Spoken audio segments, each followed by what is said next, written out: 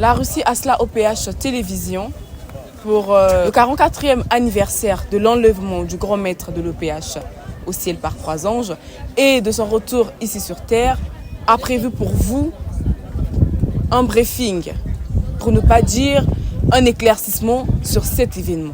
Pourquoi cet événement? Qu'est-ce que cet événement a apporté non seulement aux hommes de la Terre, mais aux enfants de la deuxième nation? Bonsoir Papa Kiko Léonard. Merci beaucoup, bonsoir. Comment est-ce que vous allez? Que Dieu vous bénisse. Très bien. Très bien. Je vais vous poser la question de coutume. Quel est votre état d'âme? Imperturbable. D'accord, tant mieux. Alors, Papa Kinko, 44e anniversaire de l'enlèvement du grand maître de l'OPH au ciel par 3 anges et de son retour sur Terre. Pourquoi, bon, pas pourquoi cet événement, mais qu'est-ce que cet événement nous apporte? Et avant d'apprendre ce que l'événement nous apporte, il faut d'abord chercher à savoir pourquoi il y a eu cet événement. Il s'agit justement d'une ingratitude de la part des collaborateurs de Guy-Émile Houphouët-Boigny qui en voulaient à sa vie. Et par rapport à tout ce qu'ils ont fait pour vouloir chercher à l'éliminer physiquement, Papa Émile avait quitté Pointe-Noire, là où il habitait, et il arrive ici à Loudima, reçu par M. Gothard Mampouya. Et lorsque on l'avait hébergé dans la maison de Gothard Mampouya, une chambre extérieure qui ne se ferme que de l'extérieur, et étant assis sur le lit, Papa Émile était très affligé, très abattu par rapport au bien qu'il faisait à ses collaborateurs, mais ces derniers lui ont rendu comme une monnaie de singe.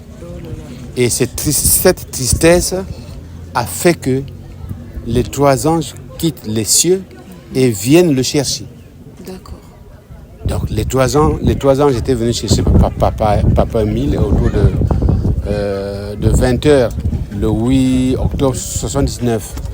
Et voilà, c'est cet événement qu'on appelle l'enlèvement au ciel de Guy-Émile Houphouët-Boigny par 3 anges et de son retour sur Terre. Et cette année, ça fait le 44e anniversaire.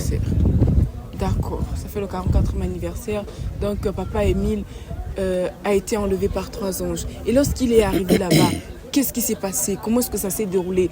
Aussitôt, il est revenu ici sur Terre parce qu'on dit enlevé par 3 anges et de son retour sur Terre. Donc, dès qu'il est parti, il est revenu, où il a séjourné, où il a juste fait quelques heures.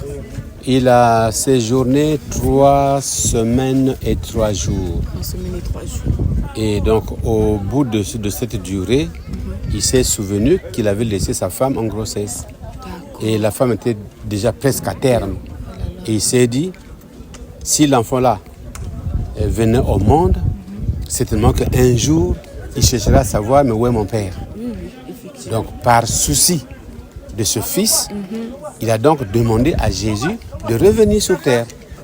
Jésus qui ne voulait pas d'ailleurs qu'il revienne, parce que Jésus lui avait dit, mais les gens pour lesquels tu manifestes un grand amour, beaucoup de peine, ils ne t'aiment pas. Laisse-les, on les aura ici. Mais comme papa voulait à tout prix revenir à cause de cet enfant, il est revenu. D'accord. Revenir pour cet enfant. Mais lorsqu'on écoute des cantiques de la station de l'amour OPH, on nous dit que la deuxième nation est, pas en quelque sorte, mais la deuxième nation est égale aux enfants, disons, à une nation Ismaël, si je peux le dire comme ça là. Bon, en fait, l'histoire, on vous la raconte sur le plan physique. Sur le plan physique, il nous est dit que Papa Émile est revenu à cause de l'enfant qui allait naître. Ça, c'est sur le plan physique. Oui. Mais sur le plan spirituel, il y a autre chose. Autre chose, c'est lesquelles? En fait, Guy-Émile Houphouët-Boigny, c'est vrai, quand il arrive sur terre, il s'est présenté à nous comme étant le missionnaire du Christ Jésus-Christ. Comme lui-même, il s'est fait appeler de Mbwankanda. Mais en réalité, c'est l'Éternel Dieu lui-même qui venait sur terre selon ses promesses qu'il avait laissées dans Apocalypse. Dans Apocalypse 21, il était question que Dieu quitte les cieux, qu'il vienne vivre sur terre avec les hommes. Mais ça s'est passé d'abord sur le plan physique. Donc aujourd'hui, nous comprenons que Guy-Émile n'est pas revenu seulement pour l'enfant qu'on appelle Ismaël, mais il est revenu sur terre pour sauver toute l'humanité. Donc s'il ne revenait pas, l'humanité irait à la perdition. Et donc pour continuer, je vous parle de l'aspect spirituel juste pour montrer la divinité de cet homme. Il le dit lui-même, bien que homme de la terre, je ne suis pas un homme de la terre. Pour preuve, dans ses messages, il dit que ma mission n'est pas une mission de rêve. Je ne suis pas un homme pour rêver. Tout à fait. Il parle avec Dieu face à face. C'est comme ça qu'il a commencé à nous faire persuader sa divinité. Il dit, je parle avec Dieu face à face. Donc comme toi et moi, nous sommes face à face, non? Oui. Est-ce qu'un homme peut se tenir debout devant Dieu? La Bible dit que Dieu est un feu dévorant. Tout à fait. Donc tu ne peux pas te tenir devant Dieu. Donc par ce passage, il voulait déjà nous faire persuader quelque chose sur le plan spirituel. Tout à fait. Parce qu'aucun homme ne peut se tenir face à Dieu. Et la suite de son enseignement, dans la note 006 du 16 septembre 1998, il dit que ma mission consiste à vous faire connaître le vrai Dieu, le Père de notre Seigneur Jésus-Christ. Ça, c'est sa mission. Et il nous le dit en 98. Donc, déjà, à partir de l'année 98, les Oliviers devaient déjà se dire que nous attendons que Papa Émile nous montre le Père de Jésus. Oui.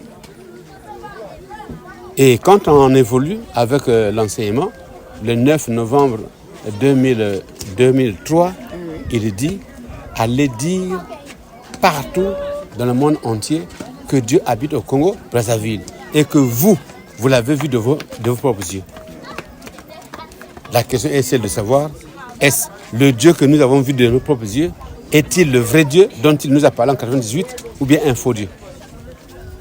Ça ne peut qu'être un vrai Dieu. Donc c'est le vrai Dieu que les Lusolfiers ont vu de leurs propres yeux ici au Congo-Brazzaville. Il habite au Congo-Brazzaville. Mais quel est ce Dieu qui habite au Congo-Brazzaville? C'est M. Malonga. Non, c'est pas M. Malonga. Non. Donc, Guy-Émile Lefoy, c'est tout quoi. Et donc ce vrai Dieu. Oui. Donc en 98, il ne pouvait pas s'annoncer ouvertement comme ça là.